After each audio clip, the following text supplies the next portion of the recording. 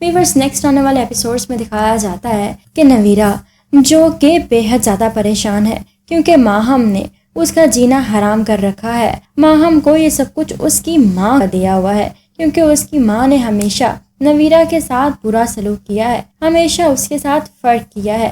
باقی بیٹیوں کی نسبت انہیں یہی لگتا ہے کہ اگر نویرہ نہ ہوتی تو اس کا شوہر دوسری شادی نہ کرتا اور نہ ہی ان کا گھر ان کو چھوڑنا پڑتا.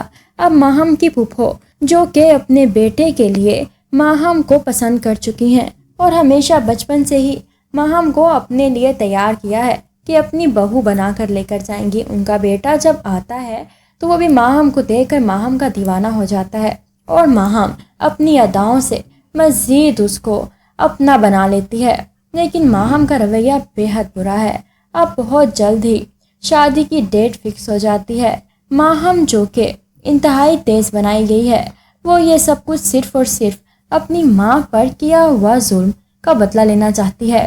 لیکن ادھر سے نویرہ جو کہ اپنی پھپھو کے بیٹے کو پہلی نظر میں ہی دیکھ کر پسند کر چکی ہے, لیکن وہ تو مر مٹا ہے ماہم پر. لیکن آہستہ آہستہ اسے نویرہ کی معصومیت اچھی لگنے لگے گی. لیکن اتنے میں اس کی شادی ماہم سے ہو جائے گی.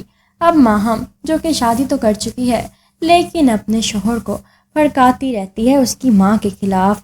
اب اس کی پھپھو کو اس بات کا اندازہ ہو رہا ہے کہ ان کا یہ فیصلہ غلط تھا, انہیں یہ سب کچھ نہیں کرنا چاہیے تھا. لیکن نویرہ جو کہ بے حد اچھی ہے اس کے بارے میں کوئی سوچتا ہی نہیں ہے.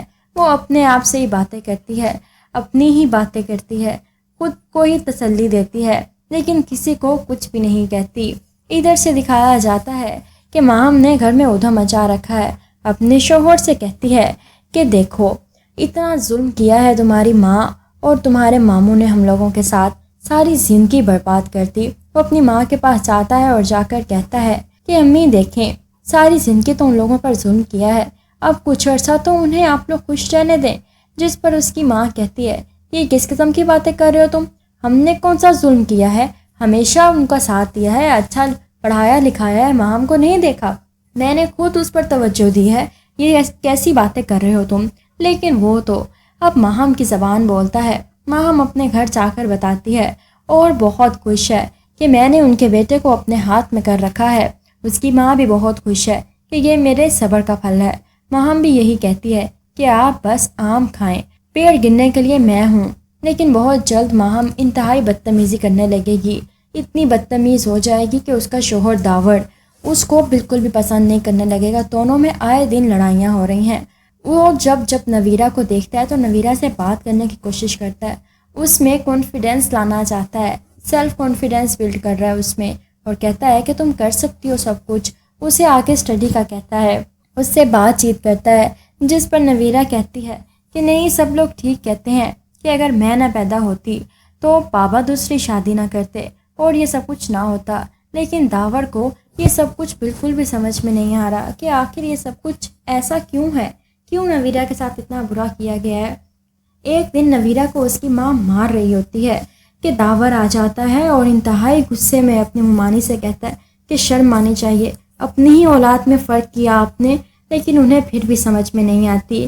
ادھر سے ماہم اور داور میں اتنی شدید لڑائی ہوتی ہے کہ داور اسے طلاق دے دیتا ہے. ماہم واپس اپنے گھر آ جاتی ہے اور اس کی ماں یہ خبر سن کر بستر پر پڑ جاتی ہے. کوئی بیٹی بھی اس کا سہارا نہیں بنتی. ماہم وہاں سے نکل جاتی ہے. نویرہ ہی صرف اپنی ماں کی خدمت کرتی ہے, روتی ہے, اس کے لیے دعائیں کرتی ہے. اب انہیں احساس ہوتا ہے کہ انہوں نے جو کیا غلط کیا. وہ بہت جلد اپنے پاؤں پر پھر سے کھڑی ہو جاتی ہیں اور نویرہ اور داور کی شادی کر دیتی ہیں. ویورز آپ لوگوں کو یہ ڈرامہ سیریل کیسا لگا؟ ویڈیو پسند آئے تو لائک کریں اور چینل کو سبسکرائب کریں. Thank you.